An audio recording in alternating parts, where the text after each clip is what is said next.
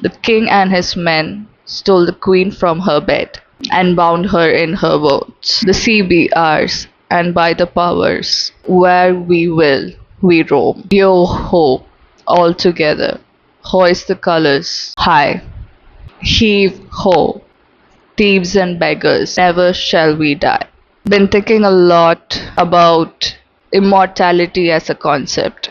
I landed on a lot of literature that talks about how people go about achieving immortality. There is a lot of magical aspects to it, but I did find few pieces of literature which talked about how to go about this in a practical way, or more like a philosophical way.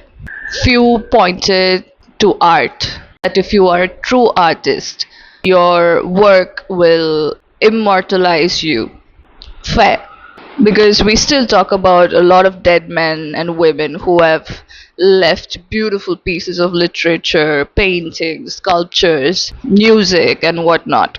Some people talked about how a person capable of great love can be immortalized. We still talk about Shah Jahan, Romeo, Ambigabadi, Kovalin and Kannagi, Radha Krishna. Some might be true, some might be myths, but regardless, tale of great love always sort of stands the test of time. Some people say with great intelligence you can be immortalized. We still talk about people who have greatly contributed to humanity through their intellect, like Albert Einstein, Plato, Tiruvalluvar, and whatnot. But I don't think these are method of sure shots, because how many are buried and lost? Hypatia, she was the teacher of Plato and Aristotle. How did she die? She was stripped, beaten, mutilated, torn limb to limb.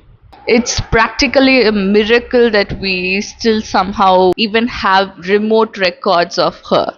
We don't know most of her work, of course, they were all destroyed. But the very fact that that name still exists is a huge miracle, because they tried their level best to scrape her off from history.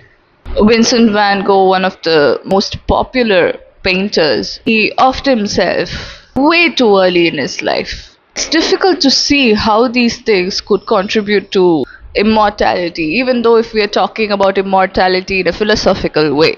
Love and compassion are being seen as idiocy in a world of capitalism. And intelligence in 2026 is a joke, while mobs and mobs of people are yelling confidently stupid shit. I truly find it difficult to see how these could be ways of immortality anymore. In an era where AI is employed for art, stupidity is promoted for politics, and love is treated as a commodity, I don't think that those strategies work anymore. Civilizations always existed in waves and bell curves, right? They climb a peak and they slowly decline. All these ways of immortality that people are talking about are usually only seen when the civilization hits the peak. In fact, that's how a lot of historians judge if the era was sort of golden era to live in, if the art and literature and more sophisticated intelligence and science are were in rapid growth during those periods. So something so critically influenced by its circumstances surely couldn't be a sure shot of immortality. You know what else were consistent instead? Thieves and beggars. There always seemed to be room in civilization for survival, scarcity, domination, power dynamics. Not beauty, not meaning, not intelligence, not love, survival. It's very dystopian to think about. Is it stripping away all the fluffiness of the poetry? Yes. Is it very interesting to think about? Definitely. Am I saying that we all should become thieves and beggars? Definitely not. It's interesting how highly we think of ourselves as humans, that we'd like to be immortalized, and that's by doing so much of sophisticated things. But all we're ever consistently proven is that we're merely just animals, or worse than animals, who crave just survival and dominance.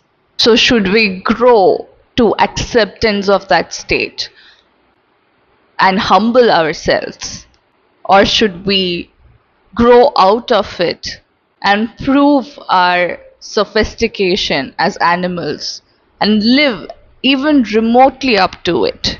It's a decision we have to make collectively as a humanity.